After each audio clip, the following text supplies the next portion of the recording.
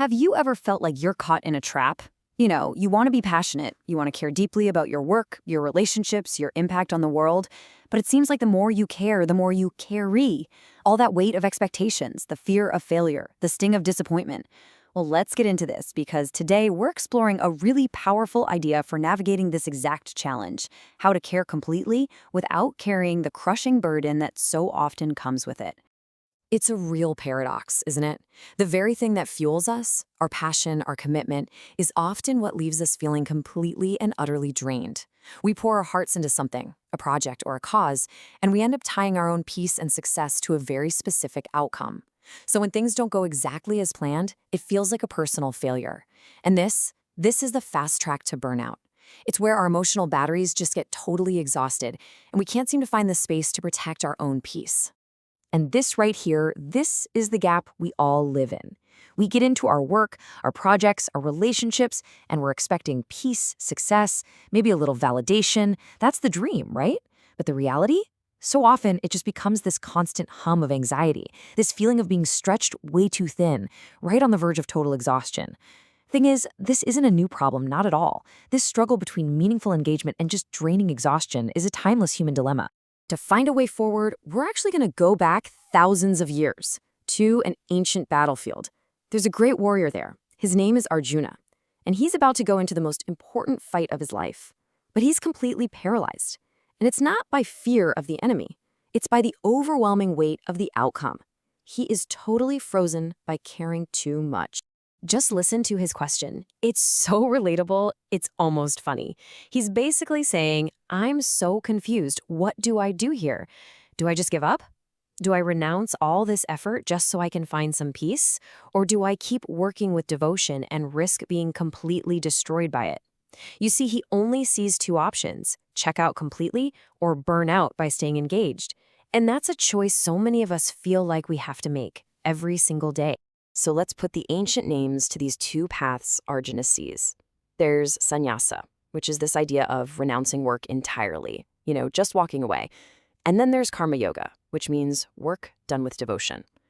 To him, they're polar opposites. You either act and burn out, or you renounce everything and check out. But what if that's a false choice? And here is the profound answer he gets. Of the two, work in devotional service is actually better than the renunciation of work. So here's the crucial point. The solution to burnout isn't to stop caring or to stop working. It's to change how we work and how we care. The answer isn't to disengage, it's to engage differently. This brings us to a third path, a really powerful principle we can call engaged detachment. It's the art of being fully present, totally committed, giving it 100%, while at the same time letting go of your attachment to the result. Now, this is so important. This is not indifference.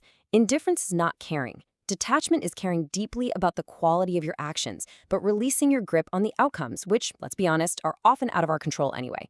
And you know what? This kind of detachment often improves performance because you're free from that crippling anxiety of what if it all fails?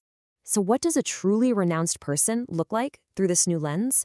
It's not someone who quits their job to go live in a cave. No, it's the person who can be fully engaged at work, but isn't living on that emotional roller coaster of craving success one minute and dreading failure the next. They're liberated from that constant push and pull because their sense of peace isn't tied to what happens on the outside. They find fulfillment in the act itself. Okay, this all sounds great in theory, right? But how do we actually do this? How do we protect our peace while living in a pretty demanding world? Well, the source material gives us this beautiful and incredibly practical metaphor we can use as a mental model. And this just perfectly illustrates the whole concept. Think about a lotus leaf. It sits on the surface of the water. It literally lives in the water. But the water itself just beads up and rolls right off. The leaf is never actually wet.